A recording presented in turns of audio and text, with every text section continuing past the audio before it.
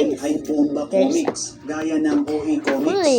Basan, Baby. Limpa, at Ang marami pang iba. tigat-tigat. Malaking tulong rin ang comics baby, sa industriya ng pelikulang Pilipino. Maraming mga Sino kailan sa ang- comics ang ginawa ng babe, pelikula at mas lalo pang sumikat, gaya na lang ng Ang Panday na unang nilikha sa comics Oo, sinigang. ni Carlo J. Caparas noong 1979. Ang comics ang naging pinakamurang libangan noon ng mga Pinoy. Ba't dalawa to? Nung kasikatan nga nito, ay marami sa mga Pinoy ang nagbabasa at nagmamay-ari ng Dalawa comics. sa kanya? Kayo ba mga kasangkay? Nahilig din ba kayo Sa noon puti? sa pagbabasa ng comics? Anong mga comics ang madalas niyong binabasa? Pag-share naman sa comment section sa baba. Yan.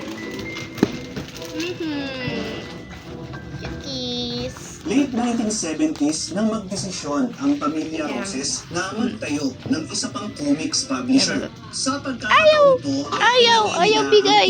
Ayaw. ni Ramon Marcelino. Ayaw isang bibigay kilalang ng comics baby. writer Oh, at ayaw editor. nagbigay. Noong 1978 ay Hindi. sinimulan ni Kain-kain Marcelino nila, ang kain-kain. Islas Pilipinas Publishing Company, ang publisher ng sikat Kain-kain na mo. pambatang comics na Filipino Funny Comics. Isa ang Funny Comics sa mga kinolekta ko noong kabataan ko, mga kasangkay.